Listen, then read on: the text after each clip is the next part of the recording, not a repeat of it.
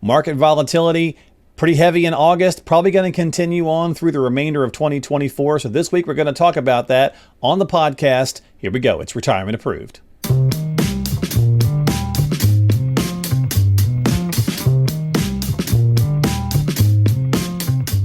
Hey everybody, welcome into the podcast. Thanks for hanging out with Matt and Steve and I as we talk investing, finance, and retirement.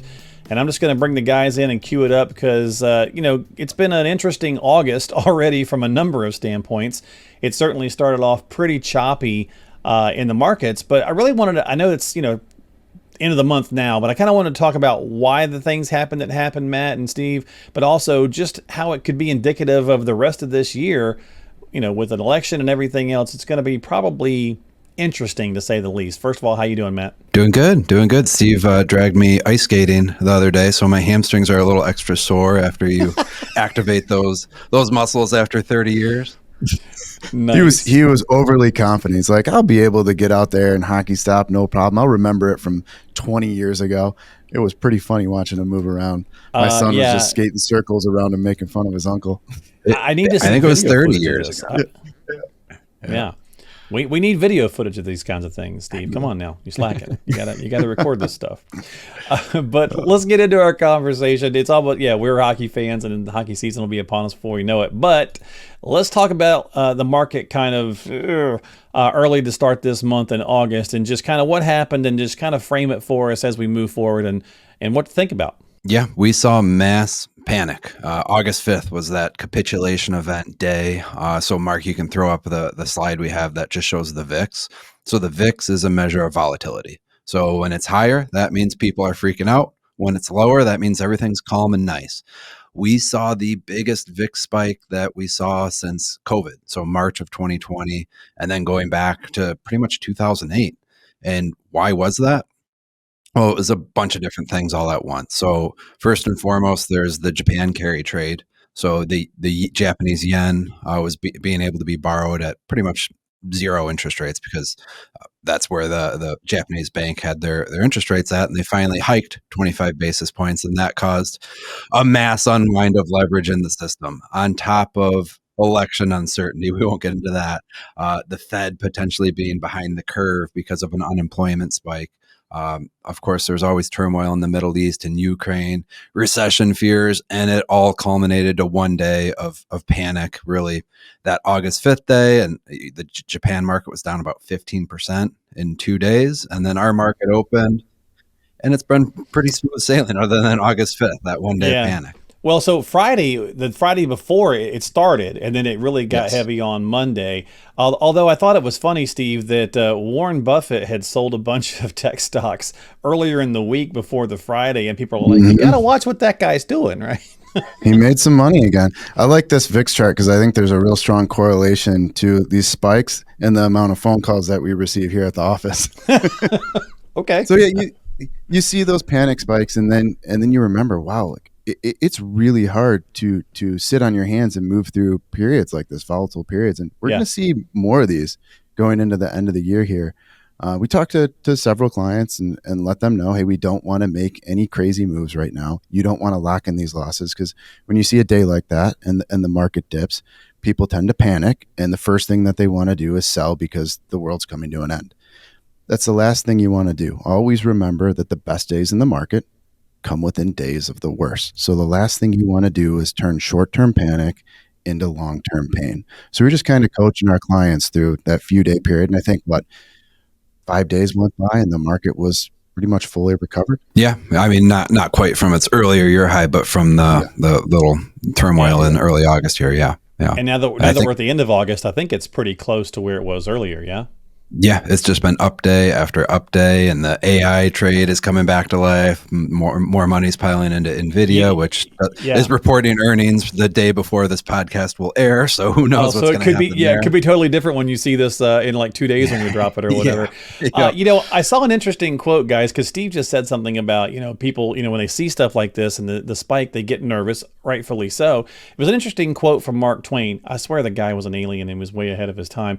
But he was like, a dollar of found money or money in the market is more impactful to us than money we labored for. And he was dead right about that. Like when you lose a little something in the market, even though this could be or should be future money for future you, even if you're close to retirement, this should still be later money. It still affects you differently. Like you have a hard time seeing it go down at all. So it's definitely tough when we see these days. Yeah, and we only got a few phone calls, and that's good. just something we're here to talk our clients through when these periods happen, because naturally when you see a 4% decline in the market in a given day, that's tough to see, and you want to know why, and you need to get coached through it, and that's what we do here. Especially when you have a pretty stable period where the greed just slowly builds up. So as you see the VIX move sideways, it's like, oh, my greed is building up, my confidence is growing, and then you get this fear spike, and you go, whoa, oh, I forgot how scary this is. Nope, I want to be conservative again. So that's why we go through the planning meetings up front. We coach our clients through it and say, hey, this piece over here is aggressive, and we've got these stable pieces over here that are going to drive income.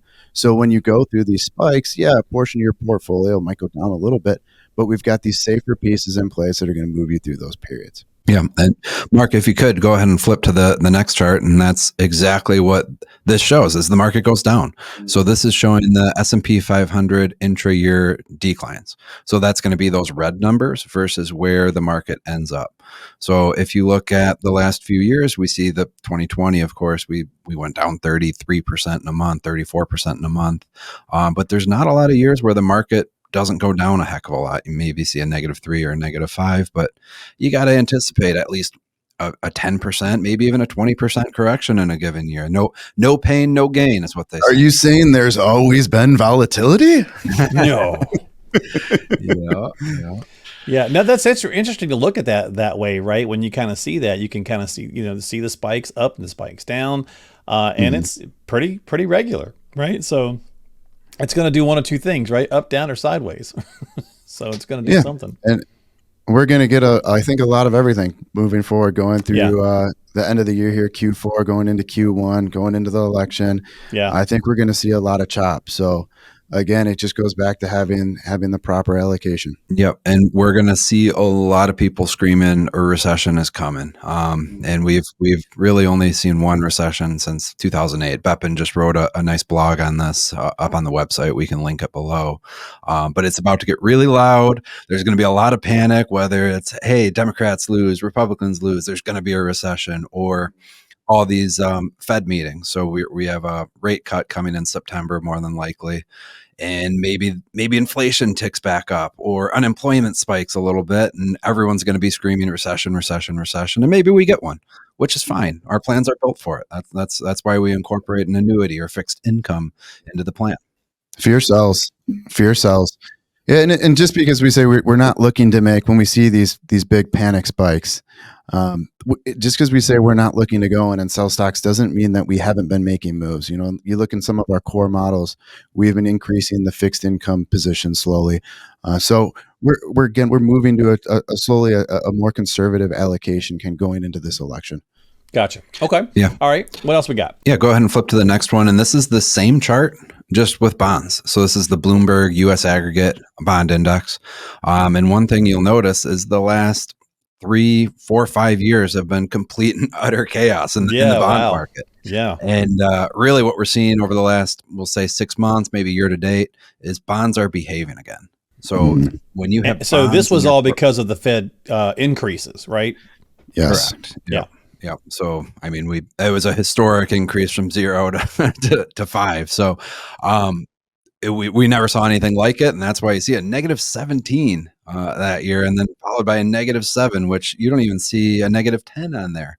That's going back to the late 70s. So, and it was all because of increasing rates. Now, what's the Fed looking to do?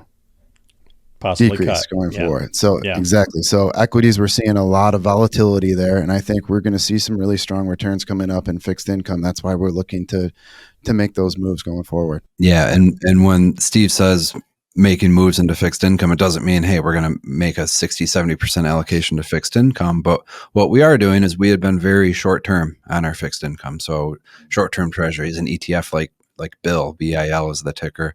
We've pretty much gotten rid of a good chunk of that, and we're taking on more duration. So duration is a fancy term for the length of the bond, and the longer term bond, trying to keep it simple, the more return you're going to get when the Fed starts decreasing rates. But on the flip side, those bonds got absolutely hammered. So if you look at longer term treasuries, those were down 30, 40, 50% at one point.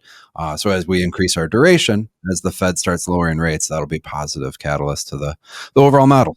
Gotcha. Okay. Yeah. And you guys were talking earlier about inflation a little bit and how, the year's going to stay choppy. And at the time we're doing this, right, it's late August, the numbers came out and they said, we're back at 3% inflation. And yet, you get people asking, or you see them on social media on the regular going, well, then why is groceries and everything still so high? And so many people have a hard time understanding the cumulative effect that inflation has been having over the last number of years, right? So I was talking with somebody the other day. I said, think about it like weight. Like if you gained 100 pounds in the last 4 years and you lost 5, you're still up 95 pounds. So you're still heavier than you were. And that's really what's been happening with the cost of goods, right? So yeah, inflation they might be saying it's down at 3% now, but it still doesn't feel like it when you go to the grocery store. Yeah, it's funny. That's kind of called anchoring, where we're used to these lower prices, but we're not used to the higher ones, and they're never going to go back. It's the pace of inflation that's slowing down. And Steve and I were actually joking the other day in our book. We wrote about the $5 footlong from Subway, how that's now like the $11 or $12 footlong, and it's not going to go back. But then just 2 days ago, they come out and they say, "Hey, we're going to offer the $6.99 footlong now." So I think it's only for like the next 2 weeks though, so we're good. Yeah. No right after we published the book, they must have read it. Well, I saw they were doing an emergency meeting because sales were down, and people were like, yeah, when you've got better options for a sub sandwich out there from competition, I won't name names, but the reason your guys' niche was the $5 footlong. So going to $12 doesn't make people happy. What if you go back to 2005? You couldn't have a commercial break without hearing that song, and it's anchored in everyone's head. So they're not willing to pay those higher prices. But very true. Unfortunately, when you go to the grocery store, you kind of have to buy groceries. So there's no getting around these higher prices these days. All right, Matt. So let's talk about what to think about, and looking at this next chart again as we're thinking and talking about a potentially volatile remainder of the year. The key, and we're always going to say it, is diversification. Okay. So making sure you're not over allocated to large cap equities. So if you look at that green bucket, that lighter green color, that's your large cap, that top right under year to date, 2023, that leader. And that's what we're seeing right now is a lot of people are over allocated to large cap because that's led the day. Really, you could go back you could see 2013 on. It's been pretty much near the top every year with the exception of but what hasn't been near the top is small cap. You see that's underperformed large cap year in and year out, with the exception of a couple of years in there. And that's been really out of favor. And the market has a tendency to punish people when they're off sides. So we might see a reversion to the mean where small cap outperforms maybe even over the next decade. So it's something we've been doing is we've been increasing our small cap exposure, increasing the duration of fixed income, and just making sure we're not over concentrated on a handful of stocks. Yeah, with small and fixed being really undervalued, we definitely want to add those. And I mean, it's easy to look back a year and chase last year's returns. So you go back a year and it's like, well, I want to buy that. That did really well, and that did really well. And that's not what you want to do at all. You want to look at some of the asset classes that are really undervalued. And like Matt said, that's small and fixed income right now. So just to kind of help illustrate a little bit better, guys, with this slide we've got on the screen, what are we kind of looking at here? With this line jumping around and so on and so forth. Yep. So this is a Callan chart. So it just shows you all these various types of asset classes. Mm-hmm. And then the asset allocation is going to be some combination of all of them, not necessarily an equal weight because you don't want to equal weight commodities. So that middle white column is just saying, hey, if you owned a little bit of everything, you're never going to outperform because there's going to be winners and losers in your portfolio. Okay. But you're going to be in the middle and get that nice stable return. Gotcha. Okay. So at the end of the day, what is the takeaway? What's the summation here to what happened in August and what we could be looking at moving forward, and what's some possible ways to, keep the phone from ringing for advisors, but also keep, us as the investors from feeling panic? What can we work on? Proper diversification and having a plan in place is the key. I mean, you look at how colorful this chart is. It's not like that top row is one solid color. Yeah. Right. So it's proper diversification from the very start in retirement. I mean, we have multiple planning meetings with our clients where we build everything out. We don't go all large cap. We don't go all growth, because in the good years, it's going to be phenomenal. But in a bad year where we see a 30% correction, it's going to be terrifying.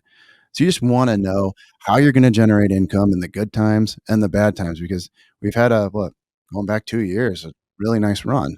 We don't know what the next 2 years are going to bring. We could have some serious volatility. We could have a pullback in the market. It's easy to get through the good years, but you want a plan in place and the proper vehicles for those bad years. All right. Well, again, as always, if you got questions, need some help, reach out to the guys. Make sure you're getting yourself onto the calendar and having a conversation with Matt and Steve at retirementapproved.com. That's retirementapproved.com. Of course, we've got information on the screen. Don't forget to check the show notes for the different links and things that you can find in there that you might need. And don't forget to subscribe to us on Apple, Spotify, and audio form. And of course, YouTube. Hit the like button and ring the notification bell to catch future episodes. And we'll see you next time here on Retirement Approved with Matt and Steve Paul.